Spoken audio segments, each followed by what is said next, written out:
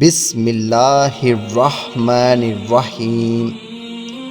رسول اللہ صلی اللہ علیہ وآلہ وسلم نے فرمایا، مجھ پر ایک ایسی آیت اتری ہے کہ کسی نبی پر سوائے سلیمان علیہ السلام کے ایسی آیت نہیں اتری۔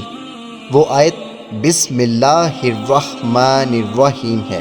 حضرت جابر رضی اللہ تعالیٰ عنہ فرماتے ہیں کہ جب یہ آیت اتری، بادل مشرق کی طرف چھٹ گئے، ہوائیں ساکن ہو گئی، سمندر ٹھہر گیا، جانوروں نے کان لگا لیے، شیاطین پر آسمان سے شعلے گرے۔